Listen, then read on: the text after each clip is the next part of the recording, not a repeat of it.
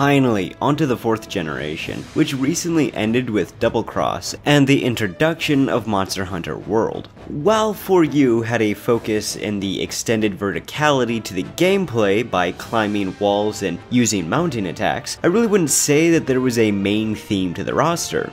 Yeah, a good amount of the new monsters complement the gameplay, but there are so many different body types from Quechahuacha to Nasrallah. I would say that the most consistent theme would be how many of the monsters have more unique styled hunts in comparison to older ones. On top of that, this is the most diverse roster in the series yet, and my favorite so far. It was a bit hard narrowing things down to just 10, but let's take a look at these awesome monsters. Keep in mind that this list is my personal opinion, and based on my own experiences and preferences. Also, I might mispronounce some of the monsters' names, so I apologize ahead of time.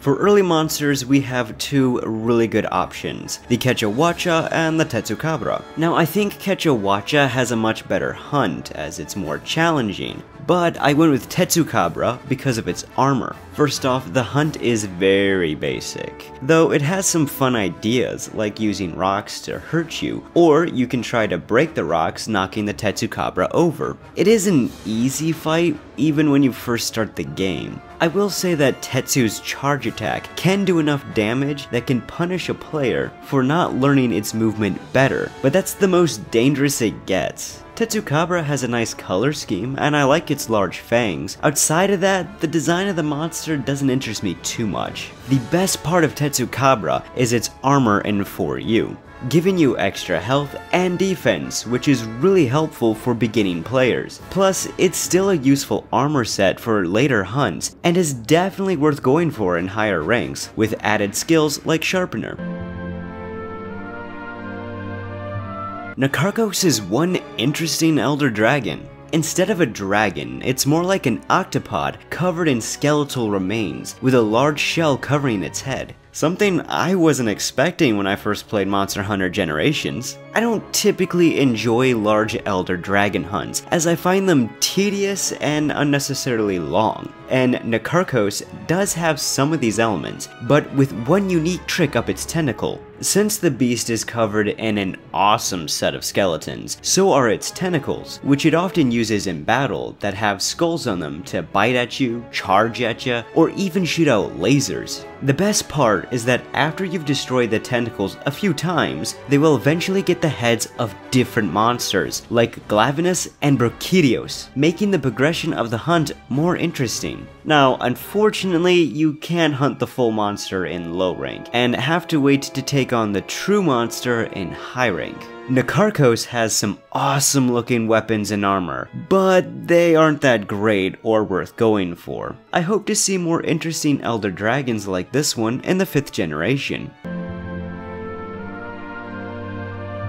Finally, a shark monster. Okay, Zamtrios mostly looks like a shark, just minus the 4 legs. Come on though. It's got a great blue colored skin, a large fin, and a huge jaw filled with teeth. Unlike most monsters, Zamtrios has 3 different stages, the first one being very basic with some swiping, charging, and a hydro pump-like attack. It's after this stage the Zamtrios will freeze in ice armor to cover its body, which looks freaking killer. It's in this stage the Zamtrios is faster and will do more damage, making this part of the fight the most dangerous and fun. To finish things off, the final stage is where the Zamtrios inflates itself, becoming a blubbery balloon. Yeah, this is a ridiculous looking moment, but it helps make this a far more memorable and interesting hunt. While in the balloon stage, the Zamtrios can do a fair amount of damage. It's just that the monster moves much slower, making this stage the easiest, at least to me. The armor you can get from Zamtrios is pretty good, as it has a nice design and can boost your ice attacks. Zamtrios weapons are great for dealing ice damage, and I really enjoy going for them, with my favorites being Sword and Shield, Dual Blades, and Insect Glaive.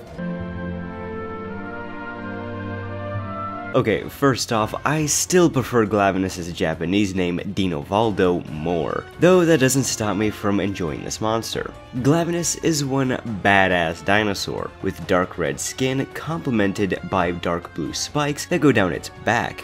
as well as an intimidating horned head and a large bladed tail. This is one awesome looking monster. Because Glavinus is a brute wyvern, it will often try to bite at you and will sidestep to keep away from your attacks. In order to keep its tail in good shape, Glavinus will sharpen its blade with its teeth and heat up any buildup that was on the tail. Glavinus attacks a bit differently if it has heated up materials in its mouth, as it will shoot out these explosive magma-like bulges. What's cool about this stage of the battle is that if you do enough damage to Glavinus' head, the gunk will explode inside its mouth, knocking the monster over. However, Glavinus' main use of attack is its tail, which it will swing around, slam into the ground, and use to shoot out some fire.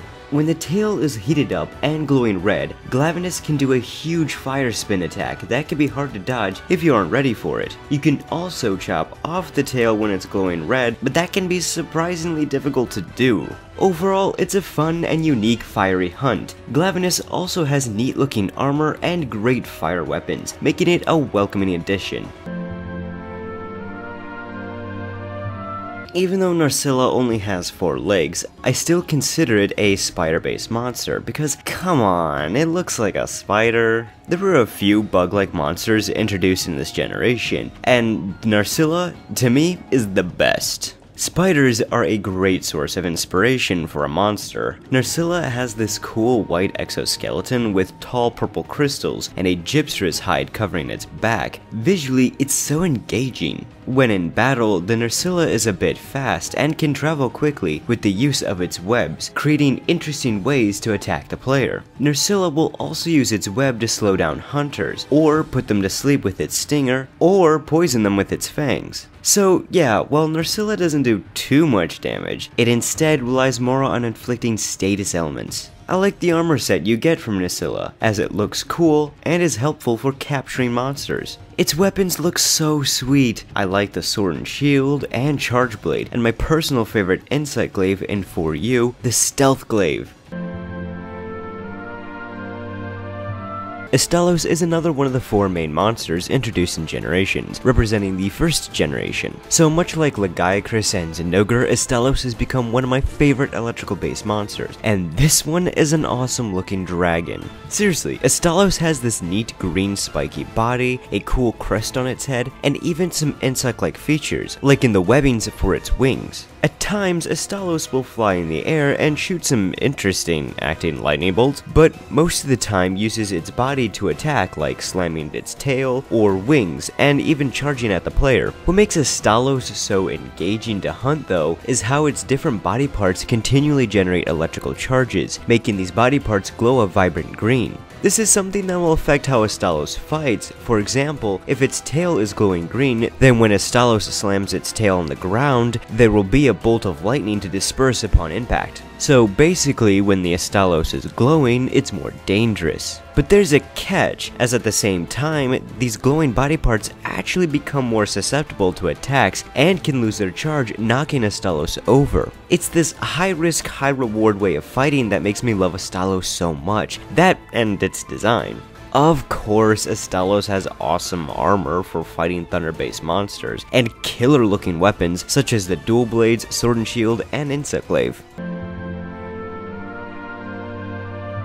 So since we only got Monster Hunter 4U here in the States, the cover only showed off the Gormogon. Needless to say, I was very surprised to see Regios was even a thing once I got far enough in high rank, and man, what a great surprise it was. Regios is a sand-dwelling wyvern with golden-looking scales and a few red lines going down its body. Purposely, Regios was designed so you could see many of its individual scales, which will puff up and make the Regios look more spiky when it's enraged. The reason for this is because the Regios' basic concept revolves around its scales. They are super sharp, being on par with a hunter's blade, so Regios will use its scales in battle, like shooting them at the hunter, with the intention of piercing their armor and inflicting them with the bleeding status. Because Regios is the monster to introduce this ailment, it has a few ways of inflicting it, like with its tail and talons. Aside from that, Regios is a fast monster with some pretty basic attacks. To me, the hardest thing to get used to when hunting Regios is when it's in the air, as its sideways air dive can be difficult at first to judge where it will attack. Regios has great armor and for you, like preventing weapon deflection, which is so nice. The best part of Regios besides its hunt is its weapons. Regios' weapons have good power and good sharpness. On top of that, they can sharpen themselves simply by dodge rolling, which is cool. Regios is just an awesome monster.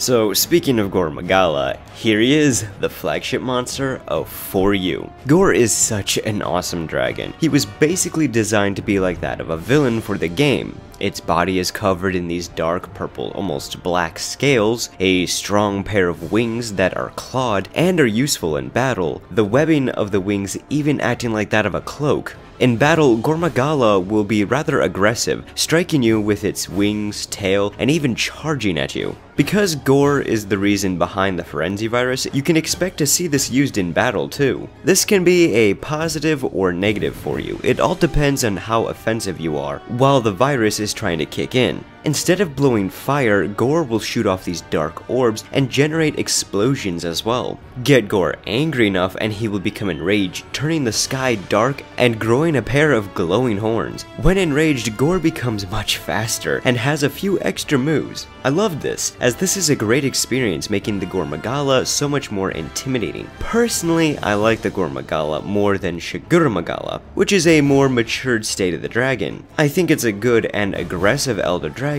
but again, Gor to me is just more fun and interesting. Gor has killer looking armor that is worth going for, and not to mention it has some great dragon based weapons to boot. Yeah, Gormogon is one of my favorites that was a well set up monster in 4U. Just like in the 3rd generation, I had a hard time deciding between my top 2 favorite monsters of the 4th generation. When Monster Hunter Generations came out, I was looking forward to hunting the 4 new flagships, especially the Mitsune, the dancing water leviathan who represents the 3rd generation, and boy does it do that justice. Mitsune has such a fantastic design, its long body, a purple fur on its underbelly, those gorgeous fins on its back and head, and a great color scheme. Not only does this monster look so mythical, but its movements reflect its title as the Water Dancer. It's just a very majestic creature that creates some interesting ways to fight, like sliding around and swinging its tail and body at you. To help aid the Mitsune in its movement, it will create bubbles that can even be used in battle to help trip you up. And much like the other water monsters, the Mitsune has a water spray attack that has some great reach. You can expect the Mitsune to use more bubbles and move much faster when enraged, in which its fins turn red. So fighting the Mitsune while dodging its attacks starts to feel like a dance in of itself because of how fast the monster is and the way it moves, which to me makes this such a fun and engaging hunt. The Mitsune armor looks great and even helps give you some better evasion. Not to mention, the monster also has my favorite water weapons, like the Insect Glaive, Sword and Shield, and man, those dual blades. I can't explain it enough, but I love this monster so much, and I hope to see it again in future games.